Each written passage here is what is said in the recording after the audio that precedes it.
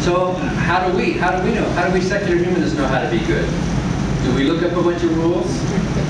Do we go ask the Pope? Do we go ask Pope Charlotte? What am I supposed to do in this situation? Because I can't figure this out. Do we consult some commandments, some secular humanist commandments of do and don't do? Suppose you're walking by a river and you hear somebody yelling and you see someone out there drowning in the river. What do you do? What should you do? If you're like me, you'll have this impulse to jump in. You'll want to do something without even thinking. But should you? Can you pull a list from your back pocket and say, wait a minute, rule number 143, what to do when someone's drowning in a river? Oh, that's what I should do. You can't do that, can you? You have to think it through.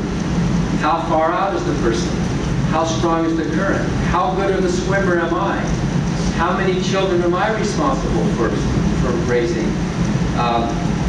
Suppose you were the person out in the river, screaming for help, and you look up, help, help, and there's some 82-year-old woman with a cane. No, not you. Right? I mean, obviously, you know that the situation determines. So maybe you're a good swimmer, maybe you're strong. I've had lifeguards tell me, don't jump in unless you know what you're doing.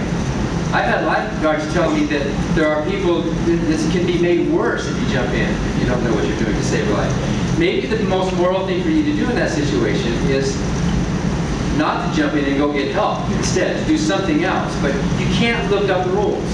Moral decisions are situational. Moral decisions depend on the relative merits of the actions in the situation you're in. You can't look it up. Of course, we might say, well, a truly good person would want to. Well, yeah. But how does that affect your action? Whether you want to or you don't.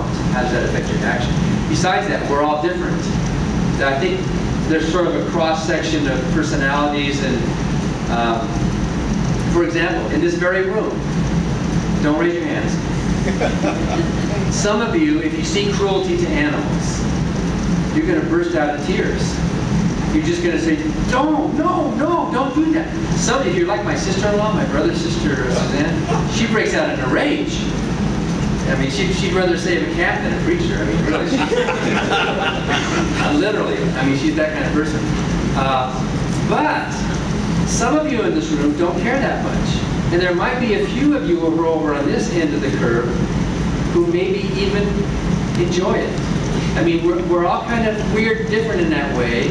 Most of us fall somewhere in the middle, though, when something like that happens. Most of us fall, but you know, some of you are over here, and some of you are over here. So instinctively, and maybe that's because there's a good evolutionary reason for having variability within the population, so that, who knows, maybe not caring about animals someday would be useful to a future bottleneck of evolution. I don't know. But in any event, most of those characteristics vary. So what secular humanists say is that the measure for morality is not the vanity of the father figure. That's not the measure. With humanism, the measure is we say human life, the biological life, or life on the planet is the measure. And something is considered good if it minimizes harm, and something is considered evil if it increases harm that doesn't have to. So by definition, I don't think there's any such thing as cosmic good or cosmic evil. I think it's all relative. Is it a good idea to take a needle and poke it into a baby? Well, unless that baby needs a life-saving injection, you will take a needle and poke it into a baby who doesn't want it, who's going to cry and scream. No! We realize that life, you can't avoid all harm in life. Sometimes you need to cause some harm to minimize harm. Sometimes there have to be trade-offs. Sometimes there have to be balances. But if your overall goal as a human being is to end up with a world that has less harm, less unnecessary harm, than more, then you are by definition acting morally. You're trying to get through a real world, a physical world, a material world with less material harm. Harm, whatever it is material. Even psychic harm is material because of the way our brains are. Even that kind of harm. Harm is hurricanes blowing through a town. Harm is disease. Harm is predation. Harm is war. Harm is hunger. Harm is the lack of shelter. Harm can be a lot of different things that can harm us. And if it is your intention to act in ways that minimize the total amount of harm in the world, then you are a moral person. Not that any of us might care whether we're called moral or not. I mean, big deal. It might make us feel virtuous to say, oh, I'm moral. But if you want to live in a world with less harm, more well-being, then you are acting morally. So here you have this action and here you have this action. Which one should you pick? Well, maybe you don't know. Maybe you don't know what are the consequences of this action, or what are the consequences of this action.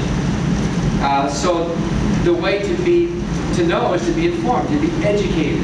What does this chemical do if we dump that in the river? What does this chemical? What happens here if we educate our kids like this? To be as informed as possible. When you make a moral decision, and you're attempting to be as informed as possible, and you're attempting to end up with a world with the least amount of overall harm in it, then you are acting morally, even if you make a mistake.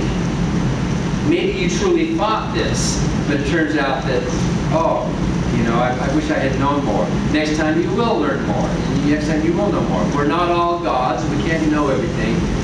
But if you try to be as educated as you can, I think, and I'm going to end with this, I think there's something that we could call mere morality. You know how C.S. Lewis wrote his book, Mere Christianity? Remember that book? He was trying to strip Christianity down to its essence, to the mere Christianity. I don't think he did a good job, but that was his attempt, and he's a good writer, actually. I enjoy reading his writing, even though his ideas are packed and sometimes wrong. But I think we can reduce morality to a mere morality, which doesn't mean there's not more that you can do. I think there's a floor level of morality on which you can build. I think there's a moral imperative if we want to be good people. I don't think there's a compassion imperative in the world. Compassion is extra. Some of you are more compassionate than others. I think you can be a moral person without being compassionate and keep going overboard, as long as you're trying to minimize harm. Fortunately, I think most people here, most humans, do want to go that